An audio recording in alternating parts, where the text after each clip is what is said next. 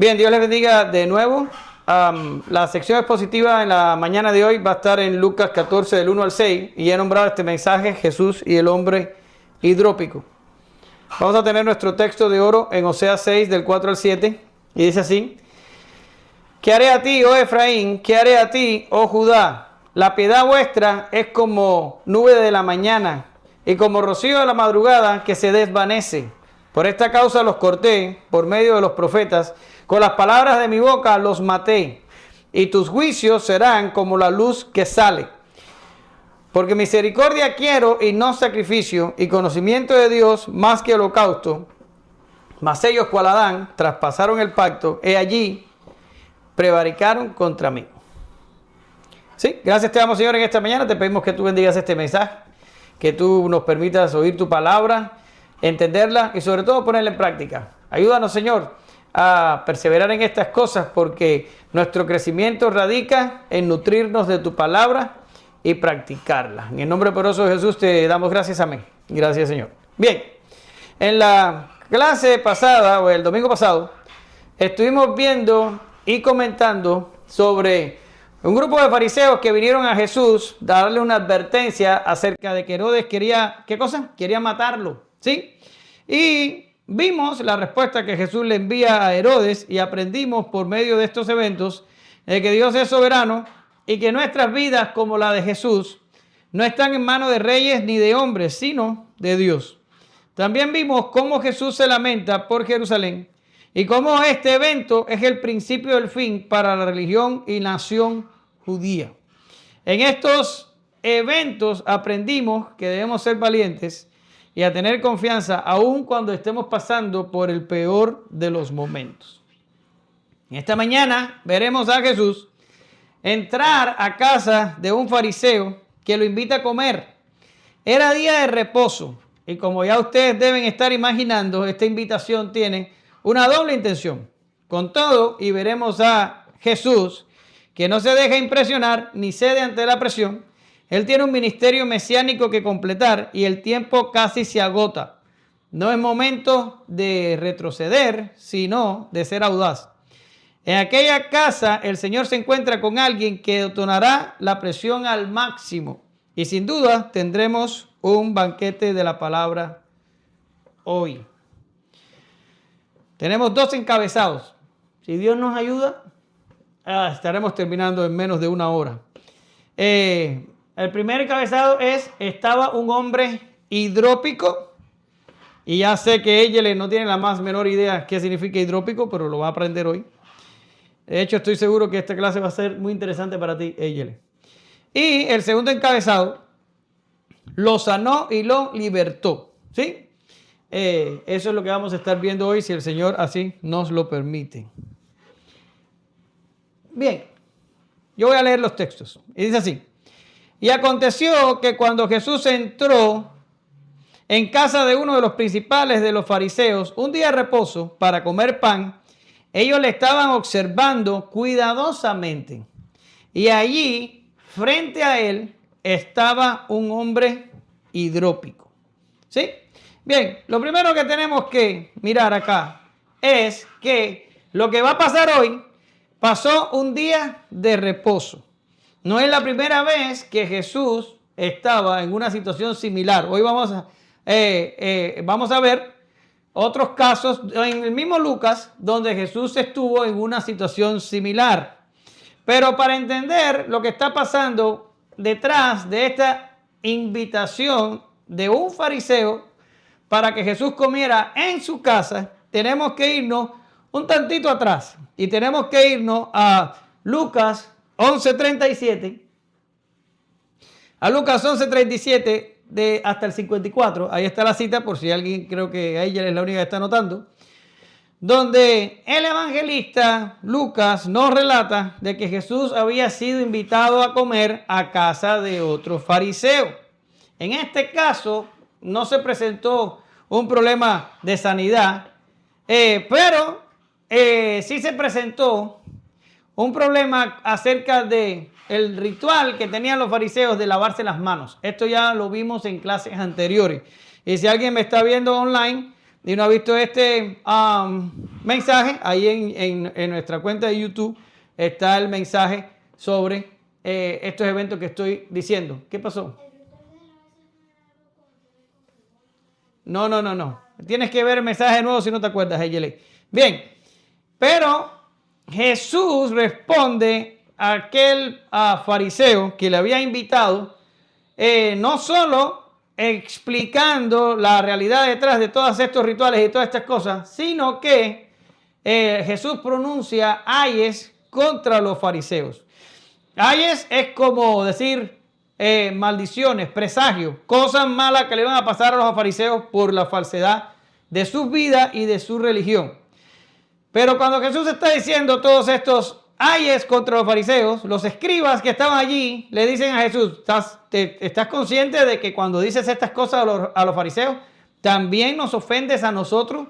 Y Jesús ni siquiera tomó el tiempo para hacer la situación más pasable, sino que arremetió también contra los escribas y pronunció ayes contra ellos. Ese día, y cuando dimos el mensaje, se los dijimos a ustedes, ese día los fariseos decidieron que tenían que deshacerse de Jesús. Aunque esto era una cosa que ya venían valorando desde antes, dice Lucas 11 del 53 al 54, cuando salió de allí, o sea, de la casa del que lo invitó a comer, los escribas y fariseos comenzaron a acosarle en gran manera y a interrogarle minuciosamente sobre muchas cosas. ¿Qué dice después? Tramando contra él para atraparle en algo que dijera. Quiere decir, por causa de los ayes que Jesús había pronunciado contra los escribas y contra los fariseos y los escribas le declararon ocultamente la guerra, y de ahí en adelante estaban tratando de agarrarlo en algo que dijera para a poder acusarle. ¿Sí? Por tanto, fíjense que esto pasó en el capítulo 11 y estamos en el 14. No había pasado mucho tiempo de un momento al otro. Podemos afirmar que esta invitación de este fariseo para que Jesús fuera a su casa a comer tenía una doble intención, probablemente. La Biblia no lo dice, pero es muy probable que ellos le invitaran para tratar de atrapar a Jesús en algo. Y miren cómo Lucas dice que los fariseos estaban observando cuidadosamente a Jesús. Quiere decir, verdaderamente era una trampa mortal para Jesús. Y para empeorar la situación, era sábado. Quiere decir, si en una situación normal Jesús había provocado un problema y les había dicho ayes contra ellos, imaginen ustedes en una situación de día de reposo, cuando en otros días de reposo las cosas habían terminado bastante mal. Por lo tanto, lo que tenemos aquí es una bomba temporal, es una granada a punto de explotar. Pero se pone peor porque el Señor se encuentra con un hombre hidrópico. El texto dice, y he aquí que frente a él, pues imagínate tú, se encontraba un hombre hidrópico. Pero ahora, yo sé que están curiosos por saber qué es lo que significa hidropesía, que es como tal el síntoma. Pero antes de llegar ahí, quiero darles un paréntesis, hacerles un paréntesis un poco largo, pero necesario, porque esto hace que nosotros entendamos mejor a Lucas, entendamos mejor el Evangelio y entendamos mejor la palabra de Dios. Ahora, yo les pido que lean lo que dice Colosenses 4:14 y miren lo que dice Colosenses. Dice, este es Pablo escribiéndole a la iglesia en Colosas. Dice, Lucas, el médico amado, os envía saludos y también Demas. Por tanto, ¿qué está diciendo Pablo allí? ¿Cuál era la profesión de Lucas? ¿Cuál era? Era médico. Le pone el médico amado. ¿Sí? Y Pablo allí está diciéndolo explícitamente, sin tapujos. Está diciendo, Lucas es médico. ¿Sí? Ahora, el texto que nosotros estamos viendo hoy sobre el hombre hidrópico nos dice eso mismo pero implícitamente, y nos lo dice y nos da pruebas suficientes de que Lucas era médico. Ni siquiera necesitamos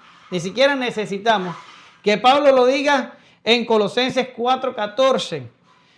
De aquí, del estudio de hoy o del segmento de la escritura de hoy, se deduce eficientemente y sin lugar a dudas que Lucas era médico. Y tú vas a decir, ¿y qué tiene que ver todo esto? Bueno, tiene que ver, porque Lucas escribió su evangelio y escribió los hechos por su lado, y Pablo escribió las cartas por el otro, y aquí estamos viendo que todo coincide.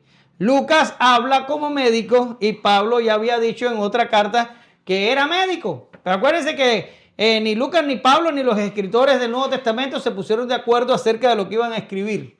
Ellos no dijeron, bueno, yo hago el evangelio y tú haces las cartas y tú pones ahí esto y yo pongo aquello. No, ellos lo hicieron en lugares diferentes, momentos diferentes, bajo motivaciones diferentes, y sin embargo vemos que los relatos coinciden. Pero ahora, ¿cómo sé que Lucas se revela o se descubre como médico por este pasaje que estamos estudiando hoy? Bueno, el asunto es que la palabra que Lucas emplea para revelar la condición médica de la persona que estaba enferma enfrente a Jesús es la palabra hidrópico. ¿Sí? Esa es la palabra que Lucas emplea. Viene de una palabra griega que suena más o menos igual y es hidrópicos, pero le pone la K en vez de la C de nosotros. Ahora, ¿qué ocurre con este hidrópico en griego? Ocurre que esta palabra no es de uso popular. La gente de la calle no usaba la palabra hidrópico. Si la gente de la calle hubiera usado una palabra para describir al hombre que estaba frente a Jesús, hubiera dicho hinchado, pero no hubiera dicho hidrópico. Hidrópico es un término técnico médico. Quiere decir, es un término que solo lo emplea alguien con conocimientos médicos. De hecho, la palabra hidrópico aquí ocurre en este momento en la escritura y nunca más se vuelve a usar, por supuesto, porque Lucas es el único que tenía terminología médica. Y no solo esto, Lucas es el único que habla de este milagro, y ahorita vamos a explicar por qué los otros sinópticos no hablan de el encuentro de Jesús y este hombre en casa de este fariseo. Pero ahorita vamos a explicar por qué a Lucas le llamó tanto la atención. Pero ahora, si quieres encontrar hidrópico en la literatura antigua, te tienes que ir a los escritos de Hipócrates y los escritos de Galeno, que eran médicos, para encontrar esta palabra en uso. Pero normalmente la gente del vulgo no hablaba así. Por tanto, Lucas demuestra que tenía conocimiento médico cuando escribió el Evangelio. Sí, pero eso no es solo la única ocurrencia de una terminología médica en el Evangelio de Lucas. Por eso le estaba diciendo que le íbamos a hacer un gran paréntesis. Aquí vemos en el 4:39 que Lucas es el único que especifica que la suegra de Pedro tenía una fiebre alta. Los otros evangelistas, dicen que que la suegra de Pedro tenía fiebre. Nada más dicen fiebre, ¿sí? Pero Lucas es el único que emplea el término fiebre alta, o podemos traducirlo también como tenía una gran fiebre, o como diríamos nosotros los cubanos, estaba volado en fiebre. Pero Lucas emplea de nuevo un detalle médico. Él dice, tenía fiebre, pero la fiebre era alta. Algo que los otros evangelistas no repararon en el detalle. Pero no es el único detalle. En Lucas 6:6, él especifica que el hombre que tenía la mano seca, y esta sanidad es importante porque esta sanidad ocurre en día de reposo, ¿sí? El hombre que tenía la mano seca, aunque los otros evangelistas también hablan de esta sanidad, solo Lucas dice que el hombre tenía seca la mano derecha. Solo un médico que mira la situación prestaría atención a este tipo de detalles. Los otros evangelistas se conformaron con decir, tiene una mano seca. ¿Cuál mano? Pues yo no sé, no me interesa, ese no es mi problema. Pero Lucas, médico al fin, sí se interesa de esos detalles. Y Lucas dice, tenía la mano derecha seca. Pero ahora tenemos otro ejemplo un poco más sutil en el 8:43, y todos estos ejemplos ya nosotros los vimos en clase. O sea, los eventos estos ya lo vimos. Y está el evento de la mujer que tenía el flujo de sangre, que toca el manto de Jesús. Ya eso lo vimos ya. Y Lucas emplea una frase que es sutil al momento en que habla de, no sé si ustedes se acuerdan de este pasaje, pero los otros evangelistas, Marcos dice que esta mujer había gastado en médicos todo lo que tenía, y Marcos agrega, y había sufrido mucho a mano de los médicos. ¿Qué es lo que está haciendo Marcos? Marcos le está dando una puñalada en las costillas a los médicos de la época. Los está acusando de haber abusado de esta mujer, de haberle causado más dolor. El juramento hipocrático les ordena a los médicos a no causar daño al paciente. Sin embargo, Marcos acusa a los médicos de la época que habían causado mucho sufrimiento a esta mujer. Sin embargo, en el 8:43, después búsquelo para que ustedes vean qué interesante, Lucas suaviza el lenguaje y no acusa a los médicos. ¿Por qué no lo acusa? Ustedes saben por qué.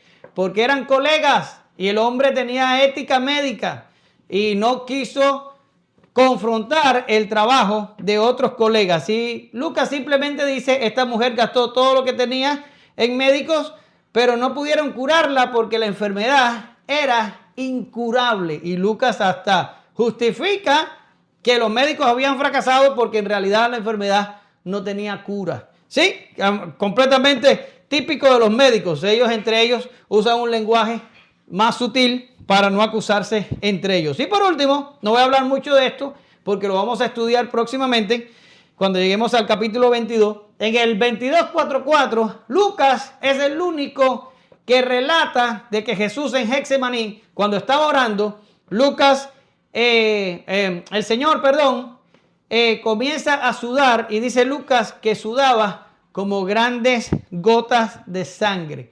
Pero no voy a hablar de eso ahora, porque vamos a hablar cuando lleguemos al capítulo 22. Y hay bastante que hablar ahí. Pero él es el único que relata el detalle del sudor de Jesús. Los otros evangelistas lo pasan por alto. Solo Lucas habla de que Jesús estaba sudando como grandes gotas de sangre. Y no voy a decir nada más porque voy a hablar de eso cuando lleguemos a ese capítulo. Pues bien, la evidencia nos lleva a concluir que Lucas no solo era un historiador detallista, sino que era médico de profesión, y por eso vemos que el evangelio está matizado por terminología médica y por detalles que otros pasan por alto. ¿Ya? Ese es el gran paréntesis. Ahora, ¿qué es la hidropesía?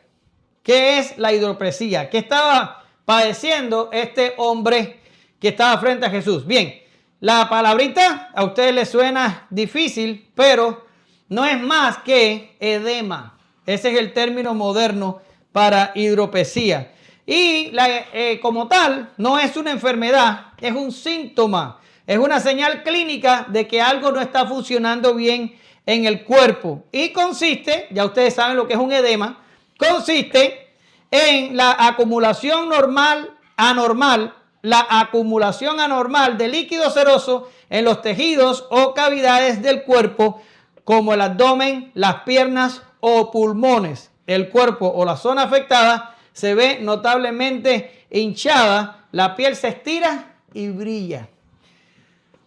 Háblame de un personaje que ustedes conocen, famoso, ahora mismo, que está padeciendo de esta enfermedad. ¿No saben? El presidente de los Estados Unidos. Ustedes han visto las fotos de sus tobillos y sus piernas que están profundamente hinchados. Así es como decimos nosotros en el lenguaje popular. Bien, esto es edema en miembros inferiores. Les acabo de decir que puede ocurrir en el abdomen, las piernas o los pulmones. Eso es hidropesía o edema. Nosotros lo decimos en la medicina moderna edema. Tiene edema en miembros inferiores, tiene hinchazón, acumulación de líquido, que responde a muchos problemas. Hay muchos problemas en el organismo, muchos desequilibrios, problemas en los órganos internos que causan este tipo de cosas. Pero como tal, la hidropesía o el edema es un síntoma. ¿Ok? Ahora, Eyele, tú que eres curiosa, te vas a caer de la silla si investigas todos los personajes famosos en la antigüedad que murieron de hidropesía. Reyes y gente importante, sobre todo gente muy rica, murieron de hidropesía en la antigüedad. Pero eso te lo voy a dejar para que tú lo investigues si lo quieres investigar. No te lo traje. Ahora, ¿qué tan grave es? Bueno, en los tiempos de hoy no es grave en lo absoluto. En lo absoluto. Hoy hay diuréticos y tratamientos que se le dan al paciente para que el líquido ese salga y no hay problema. Y normalmente los médicos descubren cuál es la causa de la edema y tratan de corregirlo. Y básicamente en nuestros tiempos, a no ser en personas ya muy ancianas y ya cuando este edema ya es bastante generalizado, y cuando este edema empieza a producirse en los pulmones, es que es potencialmente mortal. Pero hoy esto no es mortal. Pero en los tiempos de Jesús, en el año 1, y no en el año 1, hubo una época bien larga donde la hidropesía, cuando se manifestaba, era potencialmente mortal. ¿Por qué? Porque la medicina no estaba avanzada, porque no existían los tratamientos, y una persona que empezaba a tener este tipo de problemas era señal de que iba a tener una muerte lenta, dolorosa, por asfixia o por un fallo de órganos internos. ¿Por qué digo por asfixia? Porque a algunos de ellos se le empezaban a llenar los pulmones de líquido y dice Hipócrates en sus tratados hipocráticos que si un hidrópico empezaba a toser, era señal de que estaba desahuciado. ¿Por qué empezaban a toser? Porque se le llenaban los pulmones de agua y moría al poco tiempo. Quiere decir, estamos hablando de una enfermedad que en estos tiempos no es un problema, pero en los tiempos de Jesús era potencialmente mortal. La gente moría si empezaban a desarrollar hidropesía. ¿Sí? Ahora, esto es en cuanto a la parte médica del hidrópico. Y perdonen que haya hablado demasiado de esto, pero esto es una cosa que es una enfermedad poco normal. Si hablo de una mano seca, todo el mundo sabe lo que es una mano seca. Si hablo de una mujer encorvada, todo el mundo sabe lo que es una mujer encorvada. Pero ya cuando tú hablas de edema, ya tienes que entrar un poco técnico la cosa. Ahora, les tengo un cuadro que nos ayuda a meter el evento de hoy en el contexto de las sanidades de Jesús. Y esto nada más me quedé con Lucas, ¿ok? Con Lucas, los eventos que aparecen en Lucas. Pero si vamos a Juan, podemos encontrar 2 sanidades más en día de reposo. Pero no quise sobrecargar el estudio y lo dejé solamente así, solo con los de Lucas. En Lucas, hasta el momento, encontramos 3 eventos en los que Jesús sana personas en día de reposo. Pero me llamó mucho la atención, por eso les traje este cuadro. Me llamó mucho la atención de que si ustedes se dan cuenta y prestan atención, los eventos van escalando. ¿Qué significa escalando? Que van aumentando en complejidad. El primero es más simple, el que estamos viendo hoy es sumamente complejo. Por ejemplo, en el 6:11 encontramos el evento del hombre de la mano seca. ¿Ya? Pero este evento, este hombre con la mano seca, esta enfermedad le provocaba solamente una incapacidad laboral. Teniendo en cuenta de que la mayoría de las personas son derechos, este hombre tenía su mano derecha incapacitada. Por tanto, desarrollar labores, trabajar, hacer cosas que le permitían su sostenimiento, iba a ser para esta persona no imposible, pero un poco más difícil de realizar. ¿Sí? Y cuando llegó el momento de que Jesús lo tuvo enfrente, Jesús solo se limitó a decirle a su contraparte: ¿es lícito en día de reposo hacer bien o hacer mal? ¿Salvar la vida o quitarla? Quiere decir, la enfermedad esta no amenazaba la vida de este señor. Incluso él podía vivir con las manos secas toda su vida. iba a hacer que su vida fuera un poco más difícil, pero en realidad se podía. Ahora, cuando Jesús lo sana, el argumento de Jesús es un argumento simple. Solo le pregunta a los que estaban allí, ¿es lícito hacer el bien o el mal en el día de reposo? Y el hombre es sanado. Ahora, el próximo evento que ocurre en día de reposo lo encontramos en el 13 del 10 al 17.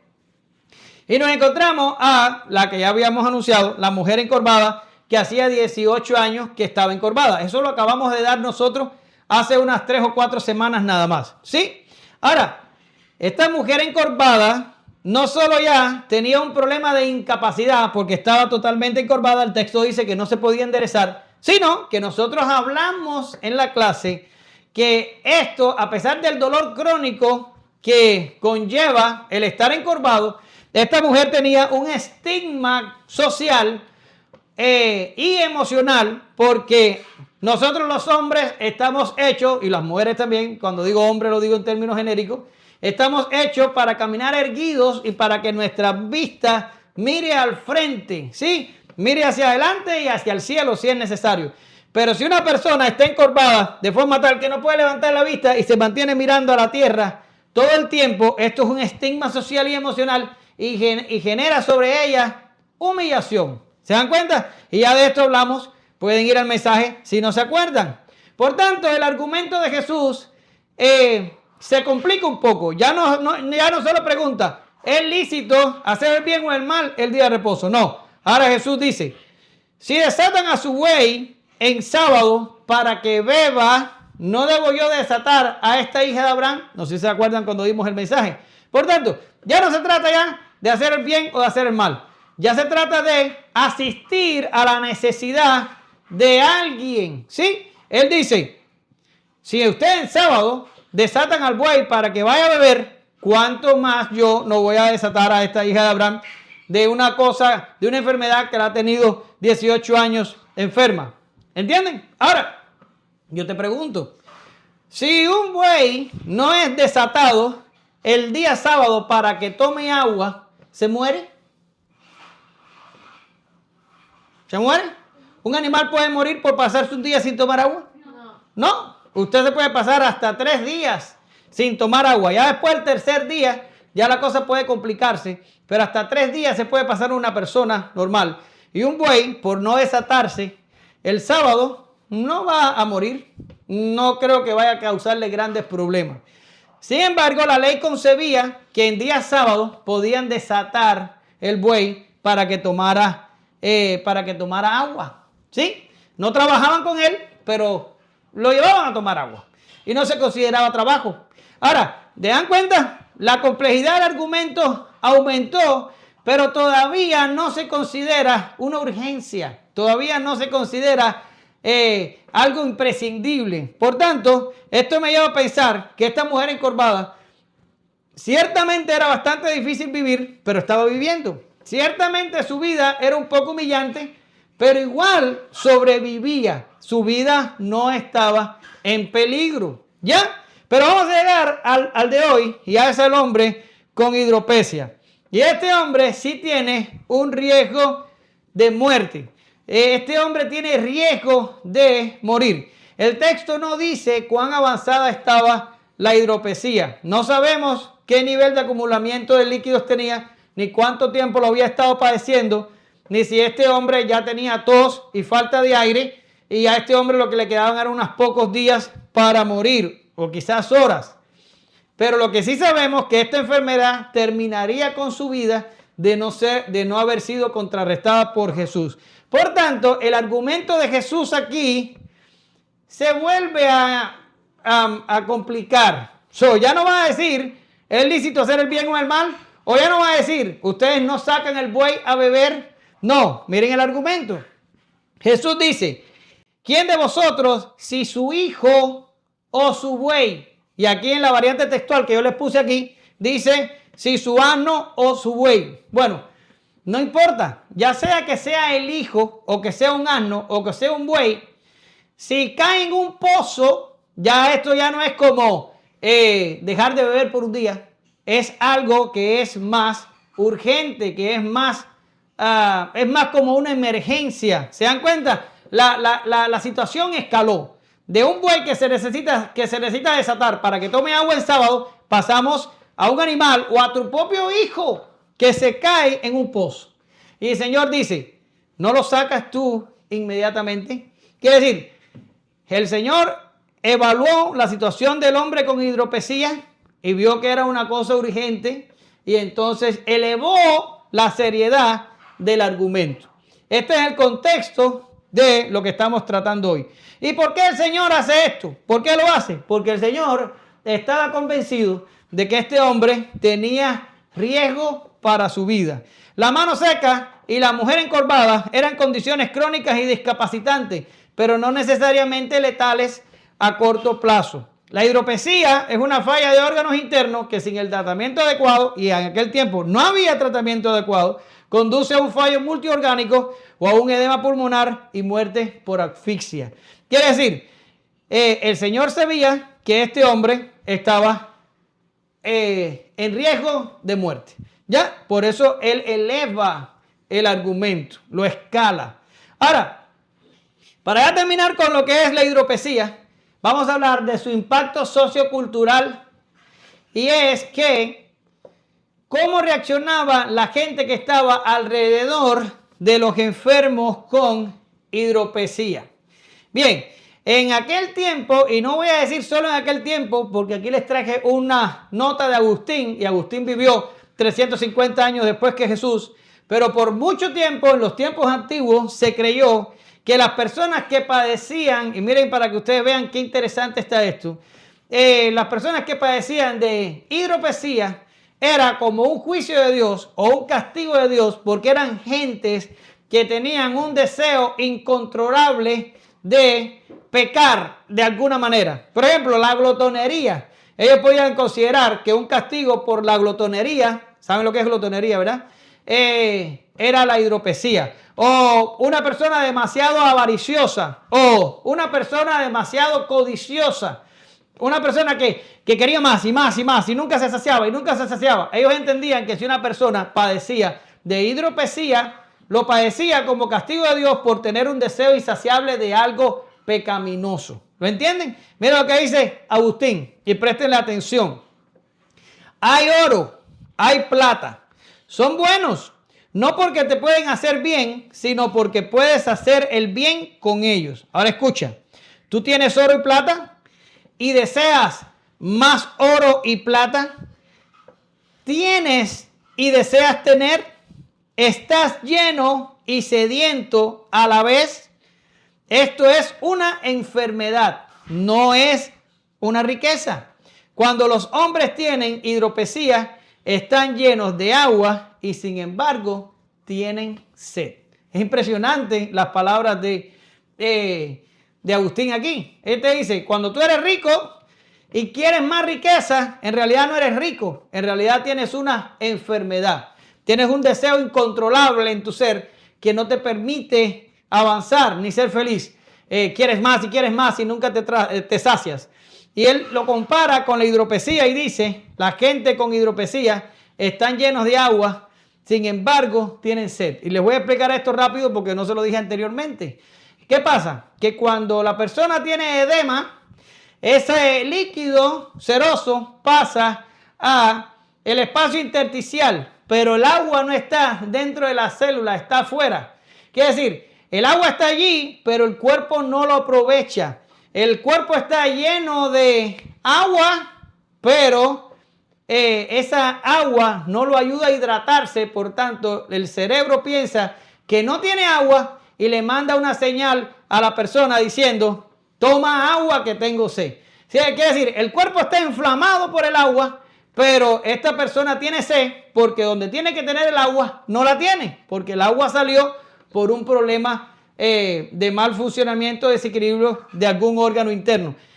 Por tanto, toma agua y como el organismo está dañado, el agua vuelve a salir al tejido intersticial, el cuerpo no aprovecha el agua y el cerebro le sigue mandando la señal de que tiene sed. Quiere decir, es un círculo vicioso donde toma agua, no la aprovecha, quiere seguir tomando agua y esa agua se le va acumulando en en el abdomen, las piernas y también y también en los pulmones ya en un estadio más tardío. ¿Sí? Por tanto, el impacto, ese es uno de los problemas. Problemas del corazón puede generar eso, problemas en el hígado, problemas en los riñones, todo esto. Ahora, ese es el impacto sociocultural. La gente con hidropesía eran gente que sus paisanos los veían mal porque decía, si tiene hidropesía, lo tiene porque debe ser tremendo avaricioso o tremendo codicioso o tremendo desordenado en alguna cosa. Y la gente los juzgaba por una enfermedad que desde el punto de vista médico nada tiene que ver con eso. Pero así estaban las cosas en los tiempos aquellos. Ahora, te mandé ahorita a decir que hay gente muy importante como reyes y este tipo de gente que padecieron esta enfermedad. Y es impresionante porque ¿quién tiene dinero? Los reyes. ¿Y qué quieren los reyes con dinero? Más dinero, más poder, más influencia. Y mira qué interesante como padecían hidropesía. Ya, ahora, por tanto, a pesar de la urgencia por la enfermedad que podía causar la muerte, este hombre era juzgado por la sociedad que lo rodeaba. Ahora vamos a la segunda parte. Lo sanó y lo libertó. ¿Sí? Y vamos a leer. Y dirigiéndose Jesús a los intérpretes de la ley y los fariseos, les habló diciendo, ¿es lícito sanar en el día de reposo o no? Pero ellos guardaron silencio. Y él tomándolo de la mano, lo sanó y lo despidió. Y a ellos les dijo, miren lo que les decía ahorita del hijo. ¿A quién de vosotros se le cae un hijo o un buey en un hoyo en el día de reposo y no lo saca inmediatamente? Y dice, y no pudieron responderle a esto. Ya, ahora, ¿qué está pasando aquí? El Señor rápidamente, antes de sanar al hombre, les pregunta a su audiencia, a los fariseos que estaban reunidos allí. ¿Es lícito sanar en sábado? ¿Es lícito? ¿Sí? Y como se dan cuenta, y ya les expliqué, el argumento había estado escalando. Así más urgente fuera o más preocupante fuera la enfermedad que tenía la persona, el argumento de Jesús se hace más complejo y se hace más urgente, ¿verdad? Ahora, el Señor les pregunta, ¿es lícito sanar? Dice que ellos guardaron silencio. ¿Sí? ¿Por qué guardaron silencio? Porque ya a estas alturas ellos no están interesados en entrar en un debate legal con Jesús acerca de si era posible o no hacerlo. Ellos sabían que era posible hacerlo. Eso lo valoramos ya cuando hablamos de la mujer encorvada. Pero ellos lo que querían que Jesús lo terminara de hacer, ¿para qué? Para tener elementos para poder acusarle. Por tanto, ellos no estaban tratando de corregir una situación legal. Ellos estaban tratando de que Jesús hiciera cosas que les permitiera a ellos acusarlo para poderse deshacer de él. Esto demostraba el fallo de la religión judía. Era más importante lo que los fariseos estaban tratando de perseguir que el bien de sus semejantes. O sea, esta religión no atendía las necesidades del prójimo. Ellos estaban centrados en sí mismos y tenían su propia agenda. Y su propia agenda no incluía el bien de la gente, incluía solo el bien de ellos. ¿Sí? Ellos sabían que el sábado había sido instituido para el beneficio del hombre, pero lo habían convertido en una carga imposible de llevar. Por esto ellos guardan silencio. Es un silencio conveniente. Ellos trataban de que Jesús actuara para ellos poderlos acusar. Por tanto, esto es otra cosa que también escala. Cuando Jesús sana al de la mano seca, el peligro era mínimo, pero lo sanó y aumentó la discrepancia entre él y los fariseos. Pero cuando sanó a la de la mujer encorvada, ya era una situación que escalaba. Ya decían, sanó uno el otro día y ahora sana a otra persona y sigue sanando y sigue escalando y los fariseos se siguen cansando y ya a estas alturas, después de haber pronunciado los ayes, los fariseos solo querían deshacerse de Jesús. Y en el momento más inoportuno, hace unas horas le habían amenazado de muerte, de que Herodes quería matarlo, y ahora Jesús, a pesar del peligro, a pesar de la situación compleja, en casa de un fariseo, Jesús decide sanar a esta persona. a pesar del peligro. ¿Sí? Ahora vamos a entrar en la sanidad. Sorry, no pasé la diapositiva. Ahora, vamos a entrar en la sanidad. La Biblia dice que tomándolo de la mano, lo sanó. Ahora, yo al menos encuentro, en todo el contexto de Lucas, encuentro 3 razones por las que Jesús sana a este hombre. 3 razones. Primero, Jesús estaba enfocado en su ministerio mesiánico. Ya lo dijimos en la clase pasada. Lucas 13 del 32, en el 32b, dice, yo expulso demonios y hago curaciones. Por tanto, ¿cuál es la misión de Jesús? La misión de Jesús es sanar gente, expulsar demonios y predicar el reino. Él estaba comprometido con esto. Él había mandado a decir a Herodes que no le importaba estar amenazado de muerte, que no le importaba el peligro, que Dios había establecido un tiempo para que el Mesías expulsara demonios, hiciera curaciones, predicar el reino, y también había un tiempo establecido para que el Mesías muriera en Jerusalén. Luego de esto tengo una segunda razón, entendiendo que tiene un tiempo limitado. En el 13:32c, Jesús dice, hoy y mañana y al tercer día cumplo mi propósito. Eso también lo vimos en la clase pasada, el domingo pasado. ¿Sí? El Señor está diciendo, yo tengo un tiempo determinado para hacer mi obra y después tengo un tiempo determinado para morir. ¿Pero qué está pasando aquí? Jesús está yendo a Jerusalén. Jesús está caminando directamente a su muerte. Este viaje no tiene retorno. No era posible encontrarse con este hidrópico 6 meses después. ¿Por qué razón? Porque ya para ese entonces Jesús iba a estar muerto y resucitado.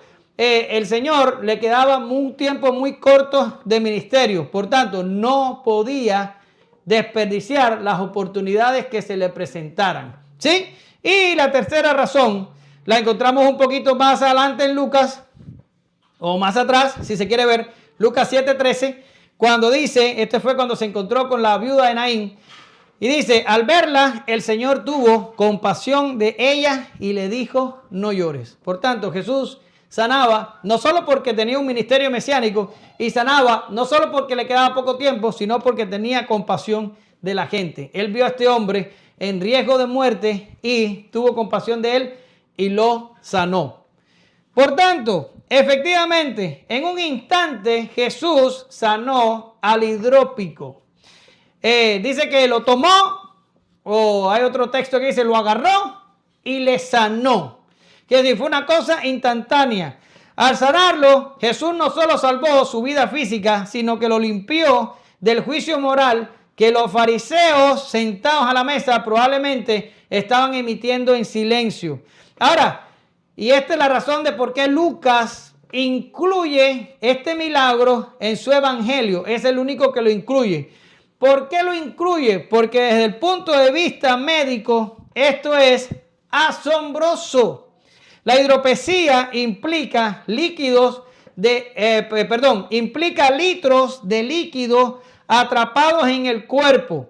Una recuperación natural tardaría semanas en drenar y que el paciente pudiera sanar. ¿Qué quiere decir? Cuando el líquido está acumulado por causa de la hidropesía, ese líquido ni siquiera con los mejores medicamentos sale instantáneamente. Tarda un tiempo en que el organismo absorba todo ese líquido y lo saque por los riñones, ¿verdad? Por tanto, que esta persona hubiera sanado al instante con el toque de Jesús, el líquido desapareció instantáneamente. Lucas, como médico, se quedó asombrado porque aquí no estamos hablando de que el cuerpo usó un proceso biológico de eliminación. Aquí estamos hablando de una restauración molecular inmediata. En otras palabras, y para que entiendan lo que quiero decir, el Señor desapareció el agua o el líquido del cuerpo de este hombre. No lo hizo el cuerpo.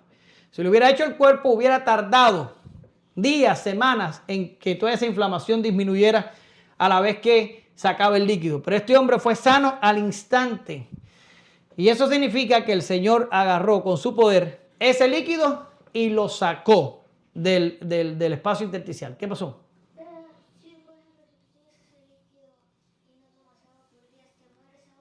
Correcto. Ahora, acuérdate que es un síntoma de una enfermedad subyacente y el problema es la enfermedad, no el síntoma. Ahora, por eso Lucas, médico al fin, cuando investigó sobre la vida de Jesús, acuérdese de que Lucas era médico, pero aquí estaba haciendo un trabajo de historiador. Cuando investigó todos los hechos de Jesús y las sanidades de Jesús, se encontró con este y seguro que cuando le hablaron de él, Lucas se quedó impresionado. Me imagino a Lucas preguntándole posiblemente a María, que fue una de las fuentes primarias que usó. Ven acá, pero cuando agarró al hombre por la mano, simplemente se le quitó la inflamación y María diciéndole, sí, se le quitó. Todo aquel agua desapareció y el hombre fue restaurado al momento. Y Lucas como médico dijo, esto es totalmente imposible según la ciencia médica. Y Lucas se impactó tanto del poder de Jesús que puso este evento en su evangelio por lo médicamente imposible de que ocurriera. ¿Lo notan? Ahora, me queda un tema para tratar con ustedes y ya después de esto ya terminaremos. Pero es otro tema que me llamó mucho la atención en este mensaje. Y voy a hacer algo un poco, voy a ser arriesgado. Me voy a arriesgar un poco en lo que voy a hacer a continuación. Y es que a pesar de que las traducciones, y tengo muchas traducciones ahí en la computadora, casi todas, cuando dice que Jesús lo tomó, lo sanó, hay traducciones que dicen y lo despidió. Hay traducciones que dicen y lo despachó. Hay traducciones que dicen y lo soltó.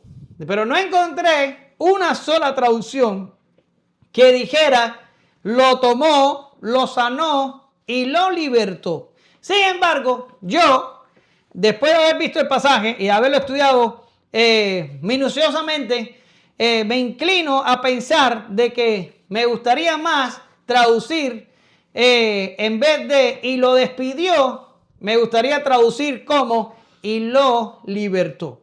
Y me van a perdonar un poquito, pero aquí la cosa se pone un poco técnica, pero yo necesito entenderles por qué quiero traducir y lo tomó, lo sanó y lo libertó.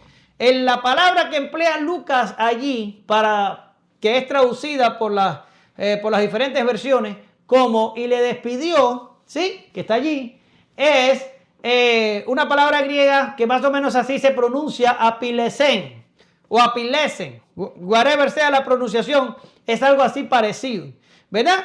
Y esa palabra viene de un verbo que se llama más o menos apolio o apolio, whatever. Ahora, este apolio puede ser traducido también como libertar o como ser completamente libre, ¿sí? Y cuando vamos a la mujer encorvada, en el 13:12, ¿ven? Aquí, el mismo verbo es empleado, claro, con una conjugación diferente, pero el mismo verbo apolio es usado en el texto del 13:12 y usa una conjugación diferente que sería apolelizai.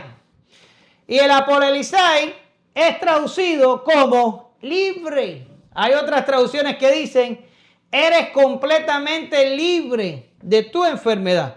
Y si van a mi mensaje anterior, el que hablé de la mujer encorvada, van a entender por qué el Señor emplea libre y no sana. Pero yo no se lo voy a decir porque ya deberían saberlo. Ahora, tenemos aquí que se traduce el verbo este es la raíz de este. Aquí lo que hay es una conjugación. Se traduce libre. Pero ahí arriba en el 14:4 traducen como y le despidió. Y no pasa nada. Lingüísticamente es más aceptable el y le despidió. Pero a mí me sirve más el y le libertó. Teniendo en cuenta que la raíz aquí también admite el ser libre, ser completamente libre y libertar. ¿Sí? Y esto es lingüísticamente posible. No estoy malinterpretando la escritura, ni estoy haciendo algo que no se puede hacer. Todo lo contrario, le estoy dando a la traducción del verbo una traducción diferente, pero que está igualmente correcta. Pero ¿por qué quiero libertar en vez de despedir? ¿Por qué quiero que sea libertar la palabra allí? ¿Por qué? Porque Ya les expliqué antes que los que padecían hidropesía eran relacionados a tener, ¿cómo se llama? Apetitos desordenados hacia ciertas cosas. Háblese la glotonería, háblese la avaricia, háblese la codicia. Tenía un deseo desmedido de adquirir algo específicamente pecaminoso, ¿sí? Y esto es ya un problema moral. Esto es un problema que no es biológico. Esto es un problema del espíritu. Esto es un problema interno de este hombre. Y si yo pongo allí, en vez de y lo despidió, yo pongo lo sanó y lo libertó, y el griego me lo permite perfectamente bien, y me perdonan todos los demás que tradujeron y lo despidió.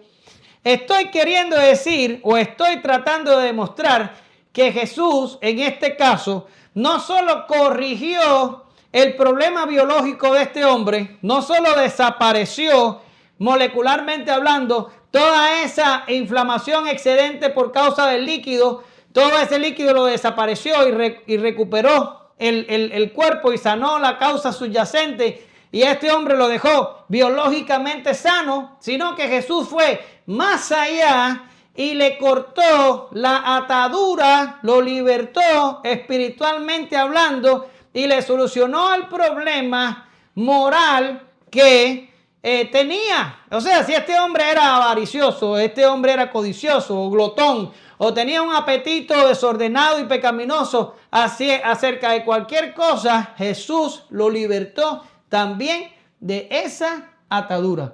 Jesús restauró a este hombre en su totalidad. Le restauró el cuerpo y le liberó el alma. Fue una salvación completa.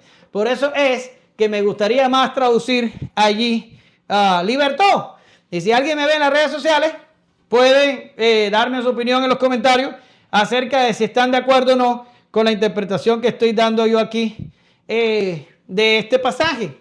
Pero esta palabra allí, libertó, está alineada con la misión mesiánica de Jesús, cuando en Lucas 4, 18, 19 dice: el Espíritu del Señor está sobre mí, porque me ha ungido para anunciar el evangelio a los pobres.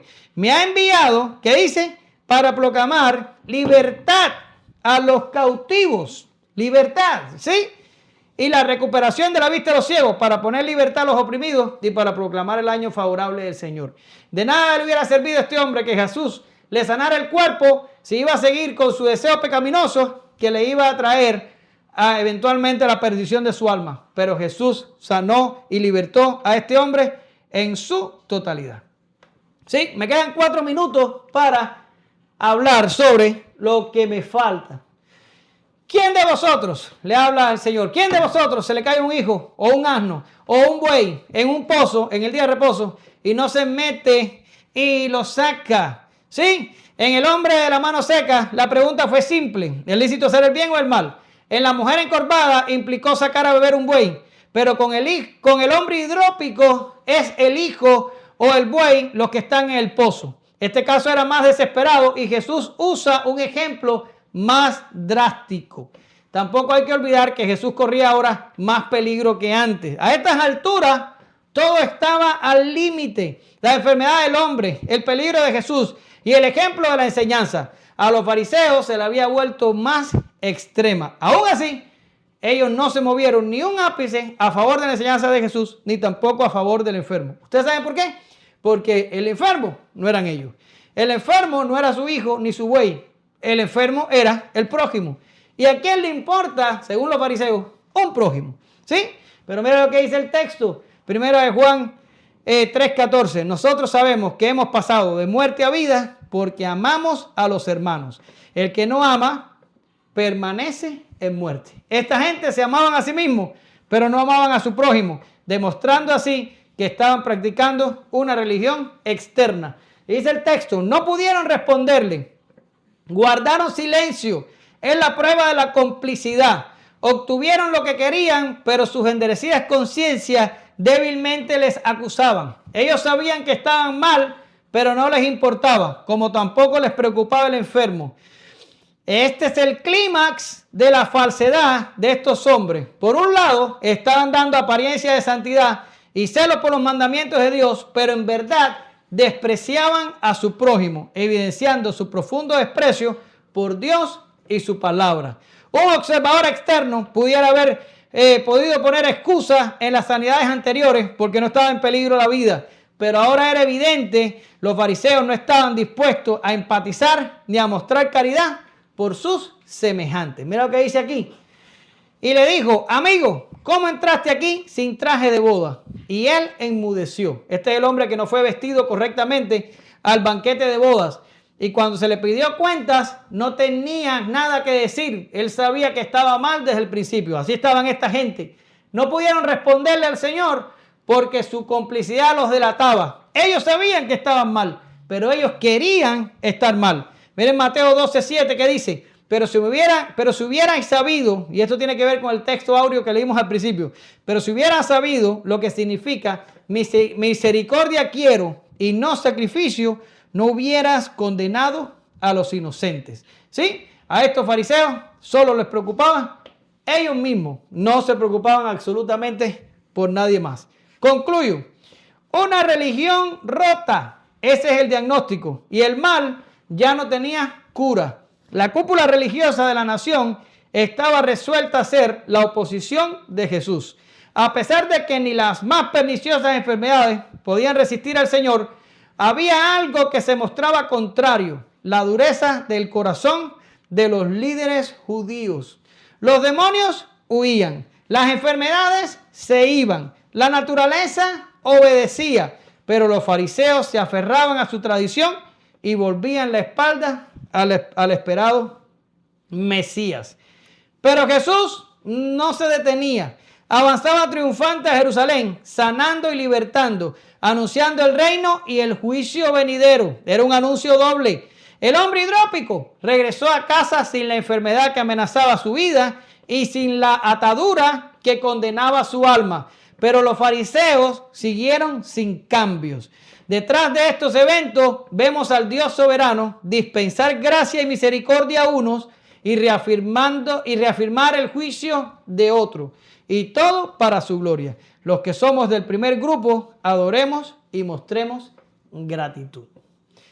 Gracias te damos, Señor, en esta mañana. Gracias, porque nada te detuvo en tu misión, Señor. Y no solo predicaste el reino y anunciaste el juicio, pero sanaste a aquellos, Señor, atribulados y necesitados, que el sistema, la religión y los líderes los habían tirado a un lado.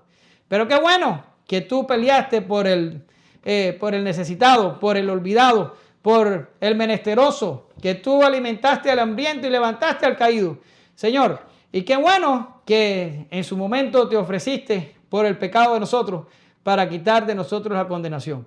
Te adoramos, te bendecimos, te damos la gloria por estas cosas y te pedimos que nos enseñes a ser valientes y determinados, a avanzar cuando otros nos dicen que retrocedamos, a continuar cuando alguien nos mande a parar y a saber que eres tú el que va delante de nosotros peleando nuestras batallas.